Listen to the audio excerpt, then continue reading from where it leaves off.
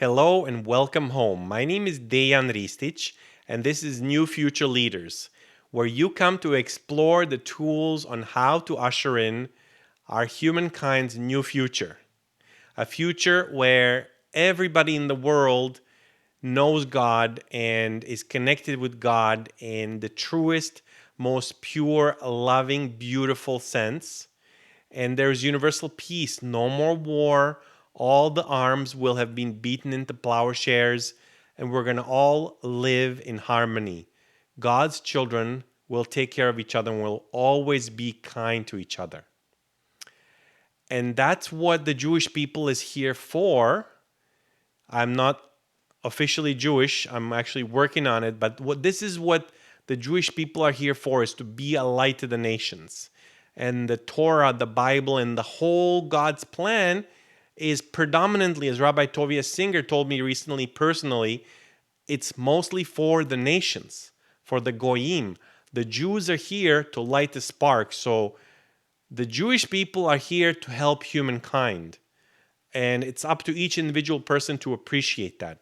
And this is actually what I want to study now. Is I want to start reading and commenting, so like a commentary on Thou Shalt Prosper by Rabbi Daniel Lapin. Thou Shalt Prosper, second edition, 10 Commandments for Making Money by Rabbi Daniel Lapin. And there is a foreword by Dave Ramsey. So I'm going to go cover to cover. So grab a comfortable chair or comfortable position. If you're driving, drive safe. And perhaps a refreshing beverage as well. I've got a coffee myself. It's Motzei Shabbos, so the Sabbath just finished. And I'm so happy to be on here and to be recording this for us to share together. Rosh Hashanah is Monday night. The Jewish New Year is Monday night, where God judges all of humankind. And we really, by our intention to be better and by our commitment to improve and continue to improve ourselves, especially with the relationship with our spouses, right? That's the key. 95 to 99% of my performance is how am I towards my spouse. It's not my community involvement. It's not my work accolades. It's not my athletic results and medals. It's my relationship with my spouse. So let's kick it into high gear as we bring it into the time of the high holidays. And we want to commit to be the best spouses possible. So inside cover. Life is business and business is life. Learn one and you will have also learned the other. In the few years since the first edition of Thou Shalt Prosper was published, much has changed from both an economic and financial standpoint. But the ups and downs we've experienced have helped prove Rabbi Daniel Lapin's point that the more things change, the more we need to depend upon things that never do. There is no better source for both practical and spiritual financial wisdom. That's just not only practical wisdom, but also spiritual wisdom, financial wisdom, than the time-tested knowledge found in the ancient Jewish faith and culture. Now, with the second edition of Thou Shalt Prosper, Rabbi Lapin returns to provide a clear picture of how following an unwavering economic and philosophic vision of business and money based on the established principles of Jewish tradition can increase your potential for creating wealth. And as I mentioned, time is running out, folks. I'm not doing this because I believe that we have decades. We have years, if not maybe 1 to 2 decades. Right? We're talking about years to a decade or two. Now, there's no way to be certain. However, indications are that the coming messianic times and the effectively, I don't know if other people call it the apocalypse, but I call it the apocalypse, right? Where the stuff hits the fan, right? The stuff hits the fan. And so time is running out. So you're going to need resources. You're going to need financial resources. You're going to need connections with people that you are close to, that you know you can trust, you can rely on. You're going to need wisdom spiritual wisdom, and most of all, you're going to need connection to God Almighty. So you can increase your potential for creating wealth using this Jewish tradition.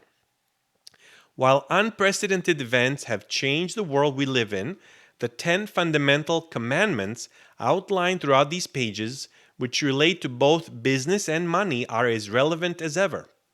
By blending contemporary business stories and his own business experiences with the wisdom of the Torah and Talmudic prescriptions, Rabbi Lapin skillfully explains the essence of each commandment, which include believe in the dignity and morality of business, do not pursue perfection, and know your money, and shows you how to use them to prosper financially.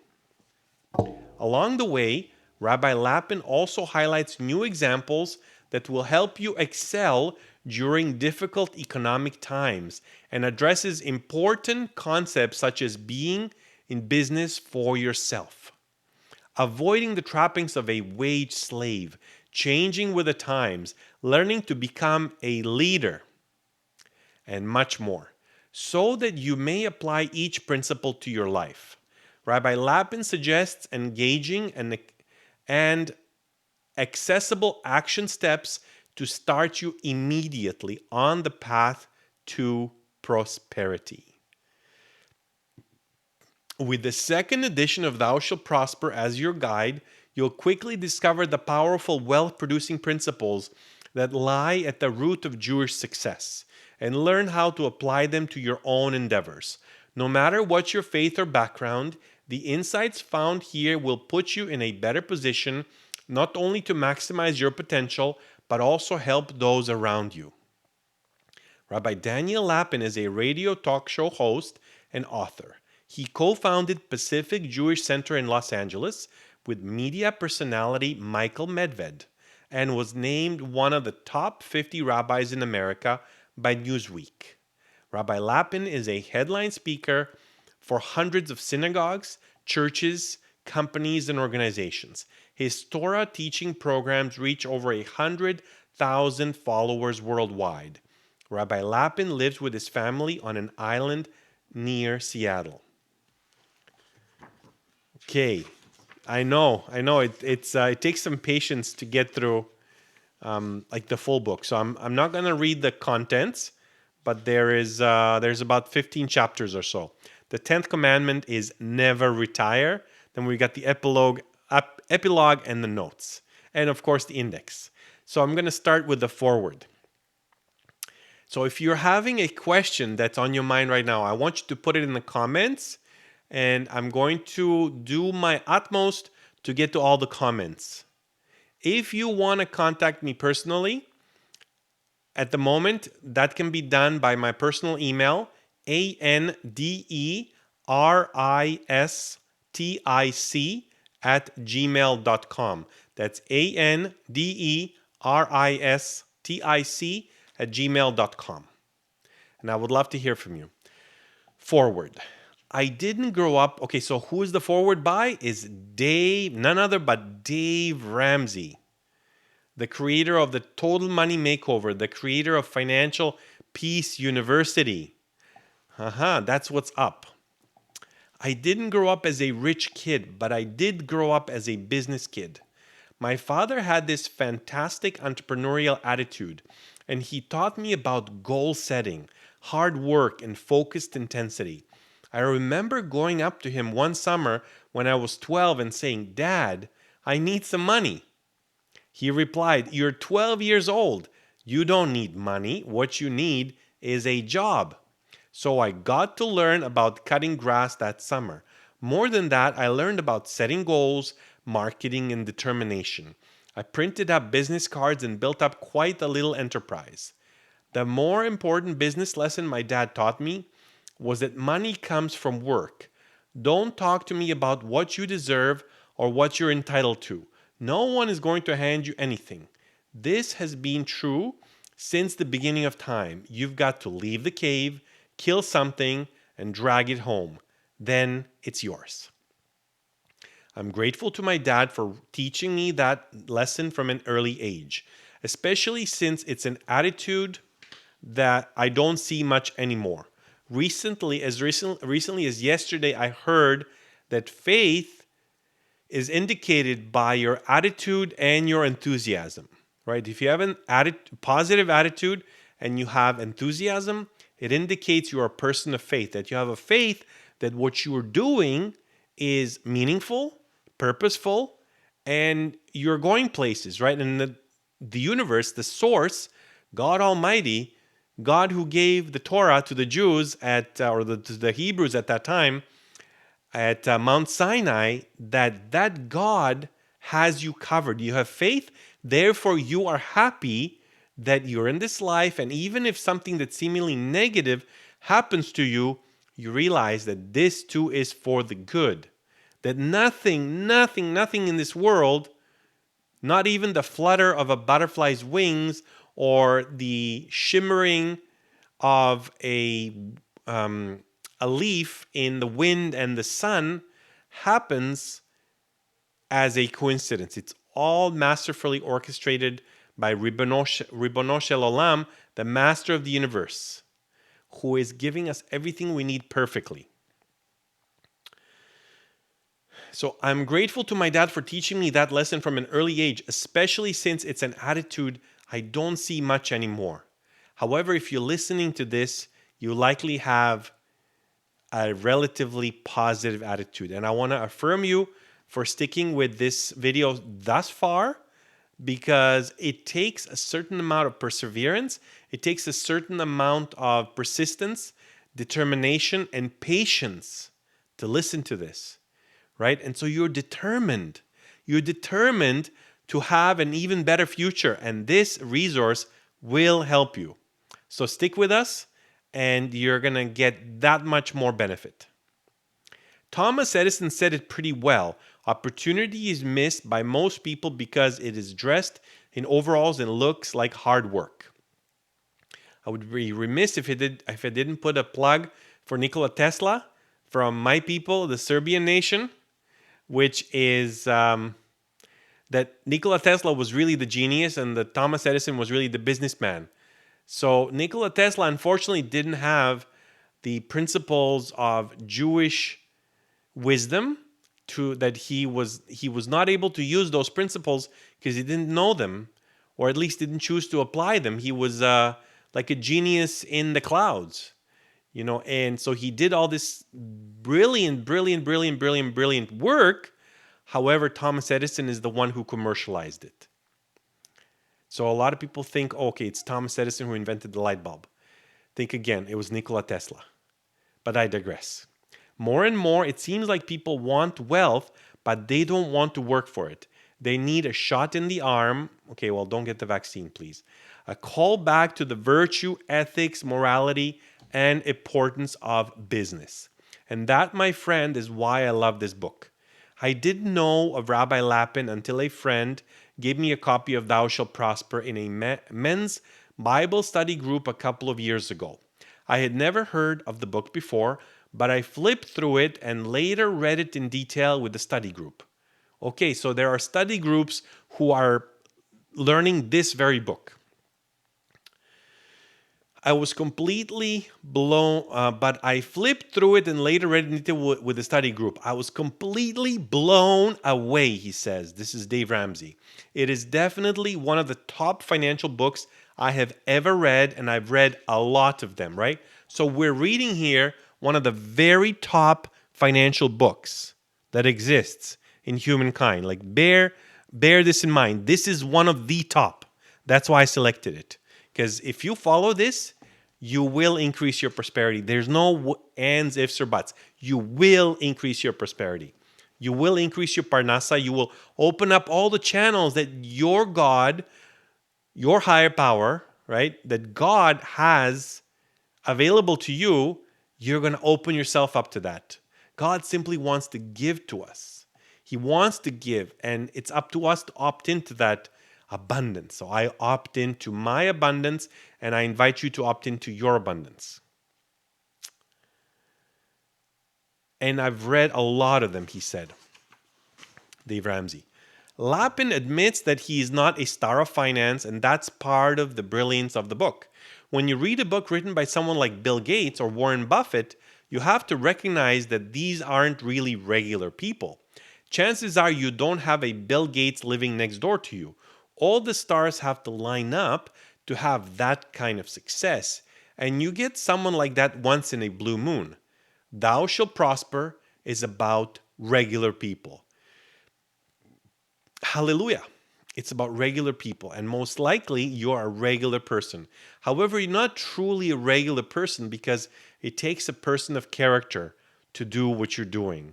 So, again, I want to congratulate you for being a person of character and paying not just with your time, but paying with your effort to apply these principles in your life and to build this new future we're building as we speak. Whether you're a part-time coffee clerk or a big-time corporate CEO, Lapin shows you a whole new mindset about work and about money. Did you catch that? Work and money. Most people never realize the two are connected. Okay, fair enough, work and money. However, nobody here is being advised to work more hours to dig ditches, right? Myron Golden, he has a lot of resources on YouTube where he talks about that it's actually less work and easier to make more money because you start to use more your brain power, right? And you use the power of the mastermind, and you use your power to communicate ideas that will help others. Like, this is one of the things that I'm doing right now is I'm helping communicate ideas to you that will help you to improve your prosperity. So don't think, like, if he says work and money, that you need to work more hours. You need to basically work smarter and not harder. Most people never realize the two are connected. Beyond the work-money connection, Lapin's overall thesis is fascinating. Some people may not be comfortable with it, but I think history shows it to be true. Jewish people are unusually gifted at making and managing money. Try not gifted, but try, we have the Jewish people that I'm on my way to join. The Jewish people have a manual, and that's the Torah, and that's the Talmud, and that's all the different commentaries on the Torah, the 5 books of Moses, and the rest of the writings and the prophets and the scriptures. And if you study it, you are bound to be that much more pleasant of a person who can help that much more people who are going to be happy to work with you. It's not a racial thing, it's a cultural thing. There is something in the cultural mindset and national experience of the Jewish people that we need to recognize if we want to win with money. Lapin understands that money isn't just physical, it's a spiritual reality. Ding, ding, ding, ding, ding, ding, ding, ding, ding. Money is a spiritual reality. Here's one of your first clues. It's spiritual in that it isn't about folded pieces of paper, and it isn't about what those little slips of paper can buy. It's about people and relationships. Money is the buzz, the connection that makes our interpersonal networks rich and fulfilling. In a sense, money connects two dreamers. Think about that. I personally love to ski. I enjoy hitting the slopes and spending that time with my family, and it doesn't bother me at all to spend money doing that particular activity. Maybe this is a good point to mention that I do believe, just like Rabbi Daniel Lapin says, that it's going to be the Jews and the Christians who are going to help world come out of this turbulent time. And I'm talking about people who are committed to God, people who are committed to love and goodness. Now, I don't subscribe to Jesus being God. However, I do respect committed Christians who believe that.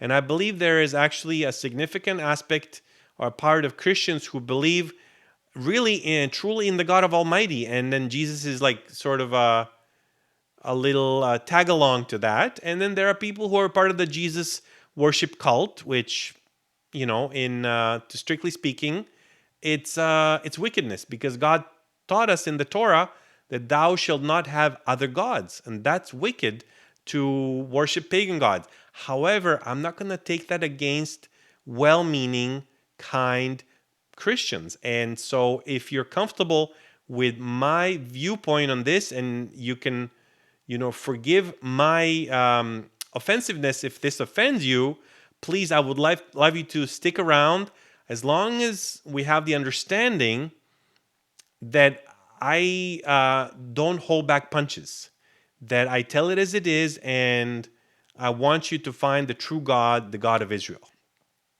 That said, a lot of people are going to be part of the redemptive process, and they may never potentially do that. Maybe they're going to have some kinds of merits based on which they're going to survive and thrive, and it's not up to me to say yea or nay. It's up between them and God Almighty. But Rabbi Daniel Lapin does say that the future, call it the freedom of humankind, will be affected by and large by Jews and Christians.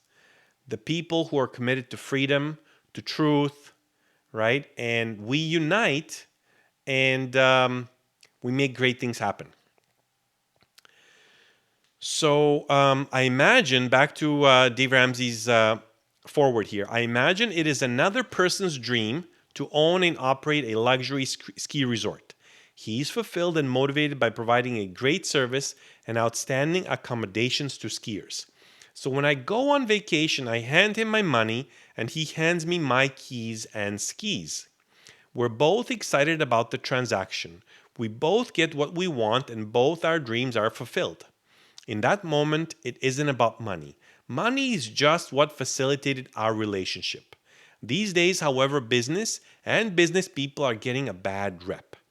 The pursuit of wealth through a successful business is not viewed as an honorable enterprise by some, and I honestly cannot understand why that is. One of the things that most irritates me as a successful businessman is the often stated belief that wealth is a byproduct of dishonesty or moral shortcoming. Some people who I not so affectionately call losers honestly believe that the way for one person to gain wealth is to lie to, cheat, or take advantage of someone else. The idea of an honorable, wealthy person is totally foreign to many people, and that's just sad.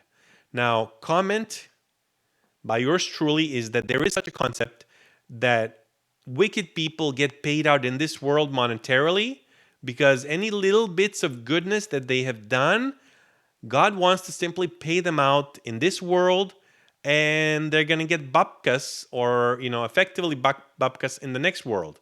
In fact, they have an up and comings coming to them. A lot of people, including many in the media, propagate what my friend Tim Sanders calls a scarcity mentality. It's like there's a limited amount of wealth in the world, and one man's success directly causes another's failure. Therefore, the only way for me to get more money is to take it away from someone else. What a crock. So, really, what's happening in the world is we're actually printing our own reality. We are co-creating with God Almighty, and we're creating our own reality. And if you have faith to opt into that mindset, to that belief system, then really the sky's the limit to you. Now, I don't subscribe for somebody or to somebody necessarily desiring to make tens and hundreds of millions for the purpose of ego, because that's not going to take you anywhere. It's going to just get you to a place where you're going to have more acute pain down the road when, things go bad, potentially, God forbid.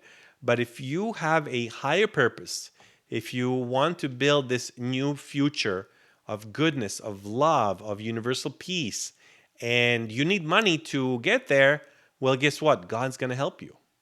And if you simply want to participate in being an adventurer and making music and bringing more joy and more solace to others around you, and you don't necessarily want to think about what's going to happen when the stuff hits the fan, well, that's okay too, right? We all have our own unique destiny, our own unique purpose in life, our soul purpose.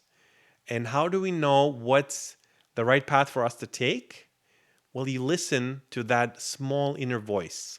And if your desire has this characteristic of expansiveness, of peace, of harmony to you, and so that's probably the desire, the insight, the calling that you're meant to take.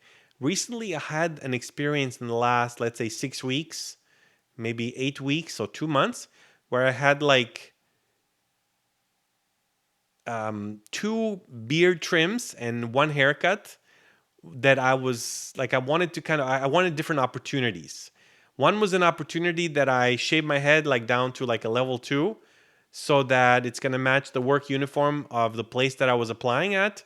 And that never ended up panning out. One was a place that's one with my current employer that I'm very happy with. And I shaved my beard because it was going to be more susceptible to another potential work environment that I was trying out. So I was clean shaven. And that didn't work out. It just wasn't a place for me. So I'm happily doing the work that I'm doing on a regular basis. Then recently we were applying for Jewish religious school, Hebrew school for our children.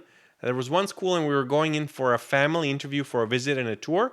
And I trimmed my beard. And I mean, I like the way my beard looks now and I'm happy with it. But I trimmed my beard not because I wanted the beard to be shorter, but I thought that that's going to make me more, call it lovable or more presentable. And none of those three opportunities really worked out for me. And so, really, that's a message for me that, hey, you want a long beard? You want earlocks, peyos? Hey, that's okay. If that's what you enjoy, then that's what you should do. You don't try to trim your hair and trim your beard and shave your head and, you name it, like twist yourself upside down, inside out, just to please others. Don't do that. Follow your purpose. Follow your higher guidance, your higher calling. And I really hope that you find yours and you experience a shift from the ego-driven, action-taking type of a calling to really being lived by this calling of everybody alive in the world, that we have a chance to really build this beautiful new future. And sometimes you can have pain, sometimes you can have joy. However, all of it is for the good. And if you endure the pain without doing something wrong, but you might apologize for something maybe you didn't do wrong, but you still apologize to the other person who may be accosting you, right? And then you simply go about your business and maybe don't get involved with that person anymore as much, right? So all of these things, like, these are the little nuggets that I want to share from my experience, from my background, from my now 46 years of youth. And I'm really doing it out of love. I'm really doing it out of a sense that I want to give. I want to share with the world and help us all get through this and get to that new future that we're all going to. But people from all walks of life buy into this nonsense, don't they? I often see this as two opposite extremes: greedy poor people and guilty rich people. Now, I'm not saying all poor people are greedy, and I'm not saying all rich people are guilty. However, our society often tries to steer us along one of these two paths. Chances are you know people who represent both sides. The greedy poor people are those who have little ambition, work their 9 to 5 jobs, go home and sit on the sofa, complain about how the little man can't get ahead, haven't read a book since high school, and feel like the world owes them something. It may be free healthcare, free college education, free retirement, free insurance, or a total free ride. Maybe the universal income, right? That's what's coming. So, watch out for that. And well, it's not going to take us down. We're going to win. So rest assured. Thankfully, I told my wife earlier tonight, the game is rigged and we're going to win. God willing. They think that just because they work their 8 hour a day jobs, they're doing all they can. If they don't make enough money doing it, then someone else should step in and take care of them. The guilty rich people are those who work like crazy people, are mentally engaged in business, think about new and creative ways to service others, know how to turn $1 into $100, fully fund college accounts for their kids, read a book a month, build up a large retirement account, and then feel guilty about it. So let's take a moment to unpack this. So we got the guilty rich people and we got the greedy poor people, right? So you don't want to be either one of them, right? So the guilty rich people are like the ego driven, they have desires, they have wish. Mort Fertel, one of the things I learned from him, the founder of Marriage Fitness, he says, as humans, we don't have the choice whether we will or not, whether we have a desire for something or not. Like we always will something, we always desire something. Just like a garden hose that's turned on, you can let it lay on the side and just make a pool of water on the lawn, or you can water the vegetables with it. You can water the fruits with it. You can water the berries with it. So just like that, humans, we don't have a choice whether we're going to desire something or not. We just can choose to choose, like we can consciously choose what we're going to desire. And so these guilty rich people may have stepped over others, used their ambition of desire to achieve a certain amount of financial stability, and they didn't really do it in a balanced, harmonious way. So therefore, they're guilty rich people. The greedy poor people are those who are underperforming, but then they are, like we say it in Serbian, they have big eyes, right? Or they have opened up their mouths towards something. So they basically want what they don't have, so they're greedy for it, and they are okay that the government will take care of them. Or I'm not denigrating, government assistance for worthy causes, right? Like somebody who's gone through a flood, or in Canada we have the child tax benefit. Those are all worthwhile government programs, right? But we're talking about the principle of somebody who doesn't have ambition, stays poor, effectively chooses to stay poor by the fact that they are controlled by their paradigms, who are running their subconscious programs, so they don't opt in to advance and to open themselves up to prosperity. But then they're greedy because they want, whatever it may be. So anyway, I think I got that pretty well summarized there. They listen to the lies. So now back to the guilty rich people. They listen to the lies about the dishonesty and mistrust of business, and they become ashamed of their success. So they may or may not have stepped on people. Maybe they didn't step on people. Maybe they just simply worked hard for years and decades. However, there are lies about the dishonesty and mistrust of business that society at large promulgates, and they become ashamed of their success. And that's also not humbleness, right? Humbleness is being right-sized. So if they're ashamed of their success, that's not being right-sized. They should be simply most humbly be proud of their achievements, especially if they're helping employ more people, if they're giving charity. They should be feeling good about themselves.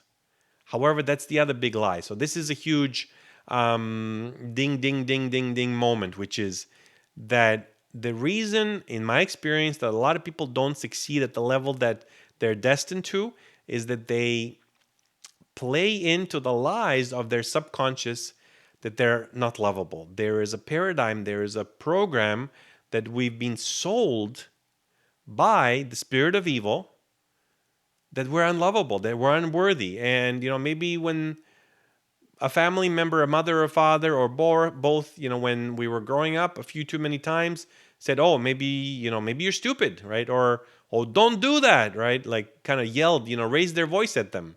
And they kind of took it to heart, and somehow the frequencies around us, the television sets, the commercials around us, they cause people to start to believe that they are to be blamed, that they're not worthy.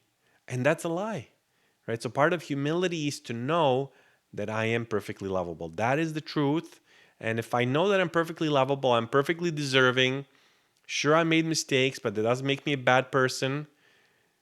If I'm looking to change and build a new future, that makes me an even better person because I'm willing to change.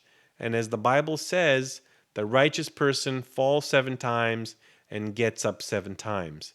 And they're not getting up 7 times because they're righteous. By getting up 7 times, that's what makes them righteous. By persevering, I actually become righteous. And for me, righteous means simply following God's laws, following God's commands. If I don't follow God's commands, I'm, God forbid, wicked. And if I do follow God's commands, God's will, then I'm righteous. That's a different set of, ways to look at like humankind, look at men and women around us, which is, there's the people who are kind and there are people who are unkind.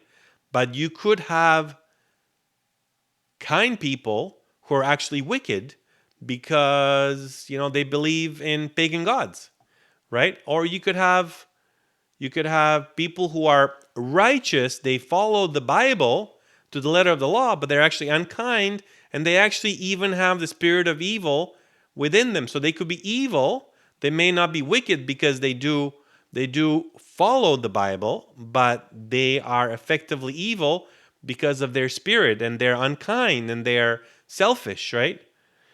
Okay, back to the book here. So they listen to the lies about the dishonesty and mistrust of business, and they become ashamed of their success. They give a great deal to good causes, not out of a sense of duty or charity, but out of some misguided notion that their wealth has put others into poverty. Let me be crystal clear. Both of these groups have missed the mark.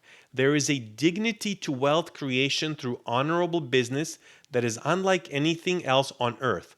There is no crime in handing someone $1 for a job well done, and there is certainly no shame in accepting it for providing the service. That's why Rabbi Lapin calls every dollar you earn a certificate of appreciation from your customers. What a liberating concept. A dollar is a certificate of appreciation from your customers. If I charge premium prices, I did not,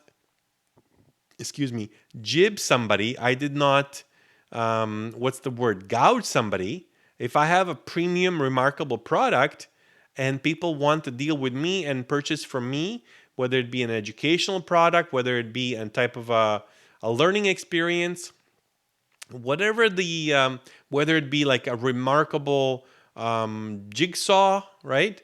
I learned from Seth Godin recently that there was a company that instead of making a $25 jigsaw, they made a $200 jigsaw that had all the reliability, 10 times more reliable, like longer blade life, whatever all the different characteristics were, it was 10 times better. And that's why people who wanted the best jigsaw that there was to buy, they bought that jigsaw and they were not gouged. No, they were getting exactly what they wanted because that was their desires, to have the best there is. And they may not have the best sneakers there is, but there's other people who have a run-of-the-mill jigsaw, and they have the best sneakers that money can buy, right? Or for me, like recently, because I'm working on becoming, joining the Jewish nation, I recently bought from Rabbi Yosef Mizrahi source in Israel. I bought the best tefillin that money can buy, and I haven't put them on yet because I'm not allowed to, but they're here within arm's reach, and I'm so happy that I have the best tefillin that money can buy.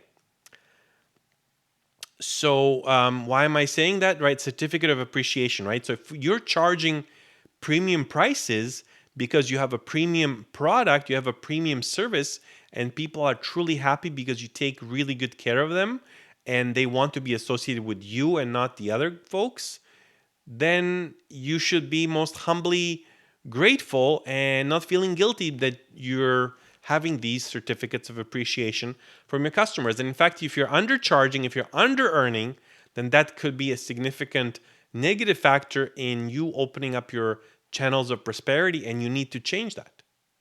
You need to potentially change that. So consider, are you charging enough for your services? Have you been in business for 20 years? Like I recently, I had my shoes shined and dyed. I've had the shoes, one of my shoes I've had for a good 5 years. They're Rockports and they're really high quality. I've had them, the heel replaced once, and the guy down the street here in the neighborhood on Darlington, right? There's a shoe repair place on Darlington here in Montreal, and he charged me $15, right? I was thinking even $20 would not be too much of a charge, because he really made my shoes look brand new. And it took him, it took him 10 minutes to do that, maybe 8 minutes, right? But it's worth it. And even if he charged $25 or $30, and especially if he explained, look, this is the process that I use, and this is going to last, like this is lasting me already 3 to 4 weeks, where I pretty much don't need to touch my shoes. They're looking pristine, and I'm super happy with it, right? So Joseph, thank you very much for the bang up job you did on my shoe dye and my shoe shine. So you see, in business, if you don't do a good job, no one will give you these little certificates. And if that happens, you go out of business. However, there's a dynamic where a lot of people do a good job, but because they feel unlovable, unworthy, they have this pattern and the dynamic of being under earning, right? So they need to shift it. They need to start earning more, and they need to start simply raising their prices. Recently, I heard from Alex Hormozi, who launched the $100 million Money Models book, that for a lot of people, they have a 20% margin. So now, or like a profit margin, right? So now if they were to raise their prices only by 20%, guess what? They're doubling their profits. How powerful is that? So consider raising your prices today, not tomorrow. Raise them today. It's Saturday night, right? If you're listening to this on a Saturday night or a Sunday night, don't wait until Monday or Tuesday to raise their prices. Send out an email tonight. Hey, starting, 2 weeks out in the future, 30 days out into the future, the prices are going up by this much. And so you might lose a couple of percentage points, but the people who really appreciate you are going to be happy. It won't even be a consideration. They won't spend any time thinking about it. They won't. Just do it. And you can do it with the wise counsel. Talk to one or two people. And, before you actually go ahead, if you're dubious, if you're wondering whether you should do it, how much you should raise, but do it. Don't wait until tomorrow to engage in this, to engage with this. Get the counsel, talk to the people that you trust, that know business, that, you're going to feel more comfortable by going ahead with this initiative. And once you feel confident, if that's as early as tonight, then do it right away. And your customers will be happy, because you're going to be able to give them that much better service. Because when any freeloaders that you might be dragging along with you, they fall off, you see, you're going to have that much more life vitality, right? We say it in Serbian and in Slovenian, elan. Elan is a brand of skis. It's life vitality. So when you have more life vitality, your attitude and your enthusiasm is going to be going up higher. So your level of service will be higher. The customer's level of satisfaction will be higher. They'll be happy to pay more, let alone the extraordinary inflation that we've been going through, right? You have to raise your prices. You see, in business, if you don't do a good job, no one will give you these little certificates. And if that happens, you go out of business. So where are all these dishonest, misbehaving, backdoor dealing, wealthy, dirty businessmen? The bottom line is that if you're a creep, your customers will know it, and you won't last long. The 10 commandments outlined in this book are for everybody. You don't have to be Jewish. You don't have to be rich. You don't have to own a business or aspire to become the next Michael Dell. They're simple, practical principles for life and business. They have to do with how you view money, how you treat people, and how you represent yourself in the marketplace. How you view money, how you treat people, and how you represent yourself in the marketplace. And what does Jim Rohn say? There's three basic skills you need to have to succeed. There is relationships, there is leadership, and there's communication. So let's compare these two. So view money, so it's kind of like your attitude and your perception, right? How you treat people, so that's your communication, and your relationships. How you represent yourself in the marketplace, that's your leadership and your communication. So very, very close set of success indicators. Overall, this book isn't about becoming rich, it's about adding value to yourself, your family, and the world around you. Rabbi Lapin shows that when you contribute to the well being of other people through honorable business and wise stewardship, you win. And it's not just your victory, it impacts everyone around you. You can actually create wealth in your community, and when you do, everyone benefits. Dave Ramsey, Nashville, Tennessee. Next is the introduction to the new edition. That's a few pages. So I'm going to stop the recording here and start a new one for the introduction to the new edition. Be well, and I look forward to the next time we meet.